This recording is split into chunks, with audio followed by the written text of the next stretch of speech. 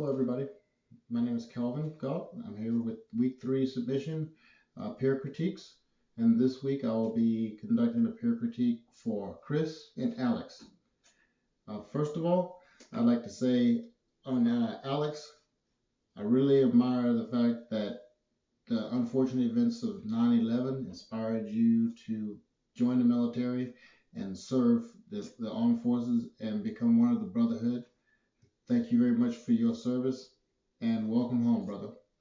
The story, all within itself, it made me actually feel like I witnessed some of what you went through when you were there watching the two towers come down, and thoughts were going through your mind, and some of the actions you took as far as gathering, looking for people you knew, because I mean, of course, you have the care for them, so you want to try and make sure that they're safe. And if you see somebody that you know, you'd like to get them to safety.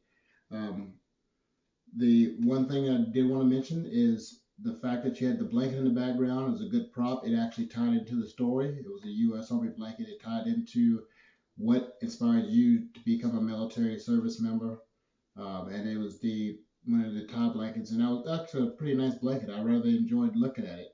Um, I didn't, unfortunately, I didn't receive anything like that. It would have been cool to have, when you go on a deployment, that somebody back home thought of you in such a manner to make one of those for you and send it to you.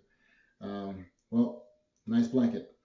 Um, the only the only thing that I can say that I witnessed that was negative, well, actually not even negative, just an area for improvement, would be when you were conducting your speech. I noticed that you were, rocking up and back and forth up on your toes. It kind of got a little bit, just I not really. I guess it was disturbing to see you rocking back and forth and moving up and down, up on the balls of your feet and on the heels. But that's something that's very easy to correct.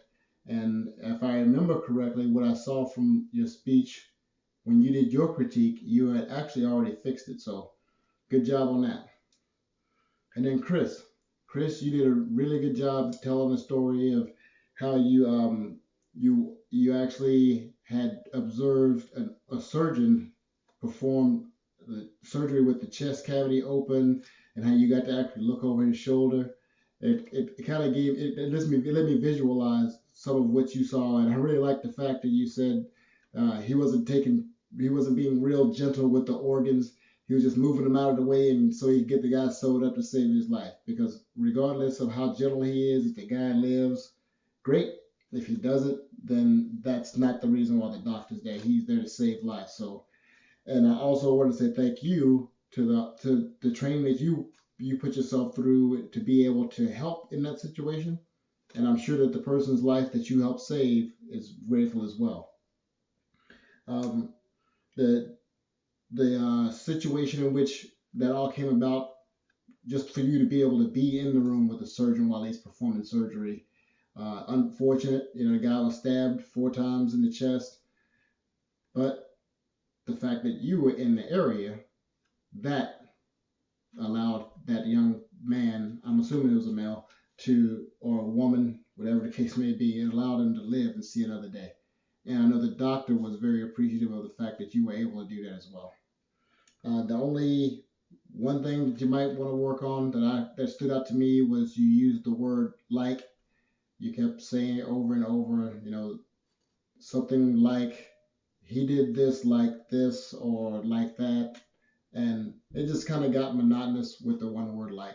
But that's it, guy. You did a great job on your speech, and I'm just gonna tell you, you continue to get better. So keep up the practice.